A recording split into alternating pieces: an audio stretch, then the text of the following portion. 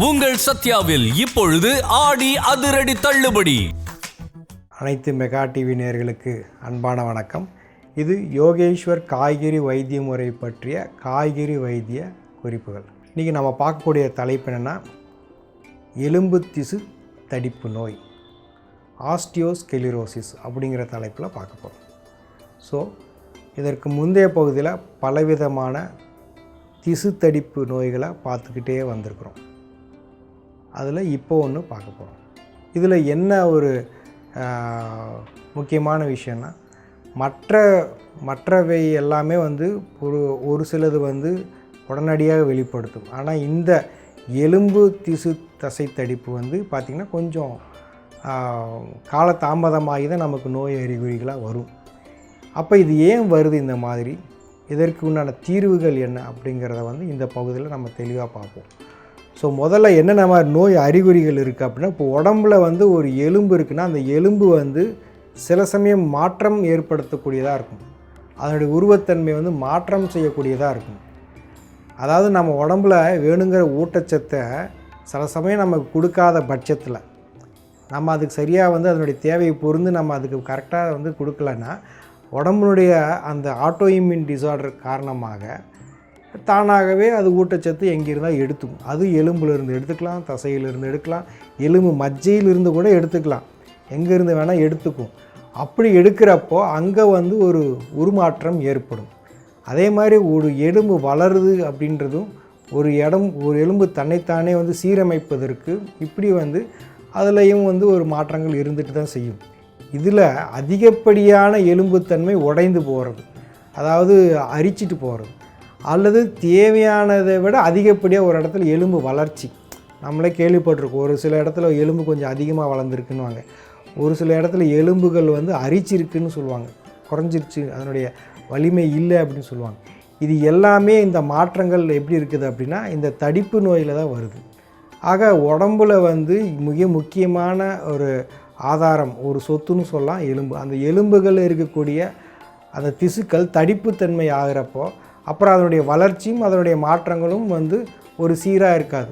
ஒன்றும் அதிகப்படியாக இருக்கணும், அல்லது குறைந்த குன்றிய தன்மையில் இருக்கும். இது தெரிஞ்சுக்கணும். ஒழுங்கற்ற எலும்பு உருவாக்கம், அது உருவாகிறதே ஒழுங்கு இல்லாமல் உருவாகும். இன்னொன்று பார்த்திங்க அப்படின்னா, பொதுவாக இருக்கக்கூடிய வலிகள், அந்த மூட்டு வலின்னு சொல்லக்கூடிய அதுவோ, அல்லது எலும்புகளே பொதுவாகவே எலும்புகளுடைய வலி எப்படி இருக்குன்னா, அது சரியான வலியாக இருக்காது, ஒரு சோர்வு தன்மை இருக்கும். அதான் எழுந்திரிச்சு நிற்கிறதே ஒரு பெரிய வேலை. அதாவது எக்ஸசைஸுங்கிறது உடற்பயிற்சிங்கிற ரெண்டாவது, அவங்க எழுந்திரிச்சு நின்னாலே நடக்கிறதே ஒரு பெரிய ஒரு வேலையாக இருக்கும். அந்த அளவுக்கு உடம்புல சோர்வு தட்டும். சோர்வுனா இவ்வளோ இல்லை, ரொம்ப கடுமையான சோர்வு இருக்கும்.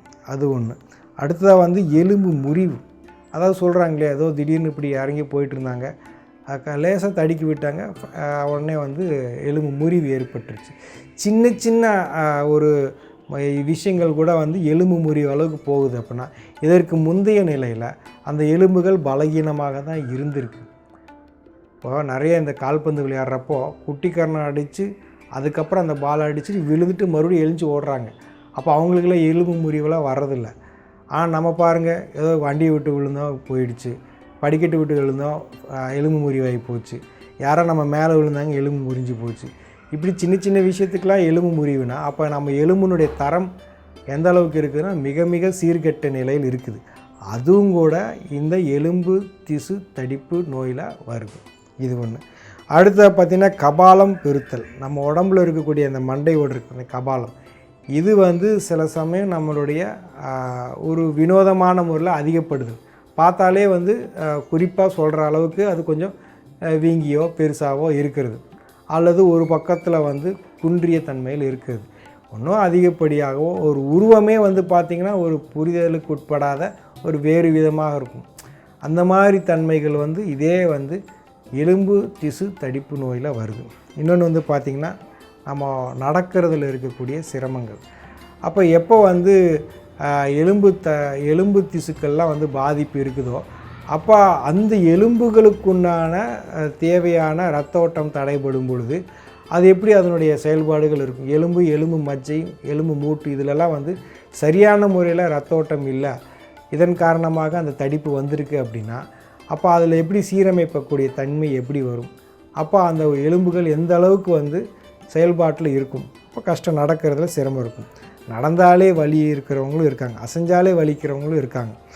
அப்புறம் இந்த இதில் முக்கியமான பகுதி என்ன அப்படின்னா கால்சிஃபிகேஷன், அதாவது ஹைப்பர் கால்கீமியா, ரத்தத்தில் அதிகப்படியான சுண்ணாம்பு சத்து இருக்கிறது. ஏன் அப்படின்னா உடம்புல ஏதாவது ஒரு திசுக்கள் வந்து அதனுடைய சிதைவின் காரணமாக அது ரத்தத்தில் கலந்து மற்ற உறுப்புகளையும் பாதிச்சிட்ருக்கும். அது பல நோய் அறிகுறிகளாகவும் நமக்கு வெளிப்படுத்துவதற்கு வாய்ப்பு இருக்குது. அதாவது தலை சுற்றுறது, அதிகமான அளவு வந்து பார்த்திங்கன்னா உடம்புல வந்து அந்த அறிதல், நம்ம அந்த காக்னேட்டிவ்னு சொல்லுவாங்க, எதையுமே வந்து 5 விதமான அறிவுதல் அப்படின்றத நம்ம நரம்பு சார்ந்ததில் பார்த்துருக்கோம். அதனுடைய வேகம் வந்து குறைஞ்சி போகிறது. குமட்டல், வாந்தி, மலச்சிக்கல், ஒன்றோ குமட்டல் அல்லது வாந்தி அல்லது மலச்சிக்கல், இதெல்லாமே வந்து உடம்புல வெளியேறாத உப்புத்தன்மையோ அல்லது வேணுங்கிற உப்புத்தன்மையை வெளியில் விட்டதனுடைய காரணங்களாகவும் இருக்கலாம். இன்னொன்று வந்து பார்த்தா தாகம் அதிகப்படியாக இருக்கிறது, சிறுநீர் அதிகப்படியாக போகிறது, சில சமயம் வந்து கல்லடைப்பு, சிறுநீரக கல் போன்றவை ஏற்படுது. இப்போ இது பார்த்திங்கன்னா இந்த சிறுநீரக கல், சிறுநீர் அதிகமாக போகிறது, அதிகமாக தண்ணி தாகம் எடுக்கிறது, இது எல்லாமே வந்து எப்படி இருக்குன்னா எலும்புக்கு இதுக்கும் என்ன சம்மந்தம்னு நம்ம பார்க்குறோம். எலும்புகளுக்கும் உடம்புல இருக்கக்கூடிய இரத்த உற்பத்திக்கும் நேரடியான தொடர்பு இருக்குதுன்னு ஓரளவுக்கு மருத்துவம் சார்ந்தவர்களுக்கு தெரியும். அதே மாதிரியே எலும்புகளுக்கும் நம்ம உடம்புல இருக்கக்கூடிய சுரப்பி மண்டலத்திற்குமே ஒரு நெருங்கிய தொடர்பு இருக்குன்றது நம்ம பல பதிவுகளை பார்த்துருக்கோம். எதுக்கு என்ன தொடர்பு, அது வச்சா என்ன ஆகும் அப்படிங்கிறது சொல்லியிருக்கோம். அப்போ எலும்புகள் ஏற்படக்கூடிய தடிப்பு நம்முடைய சுரப்பிகளிலும் ஒரு மாற்றத்தை ஏற்படுத்தும்.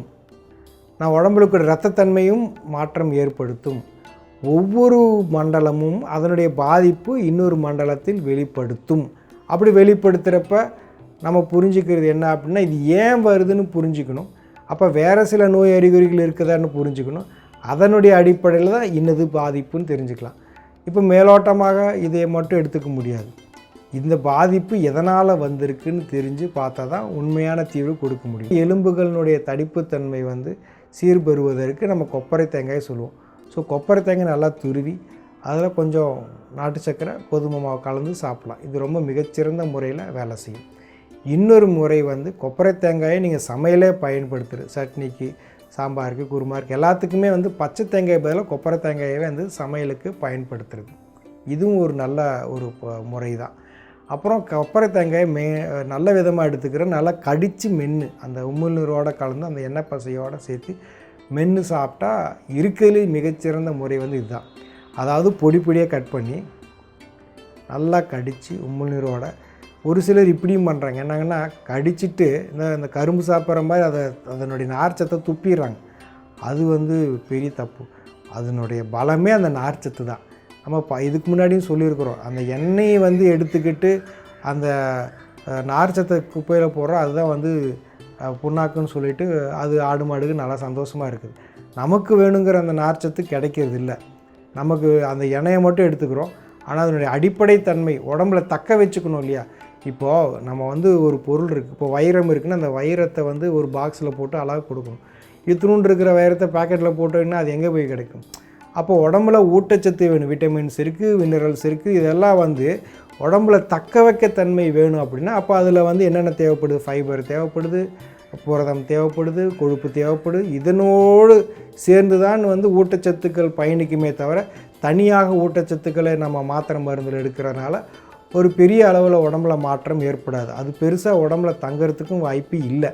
அப்படி இருக்கிற பட்சத்தில் எல்லாருமே அப்படி போட்டுட்டு வாழ்ந்துக்கலாம். அப்படிலாம் இருக்க முடியாது.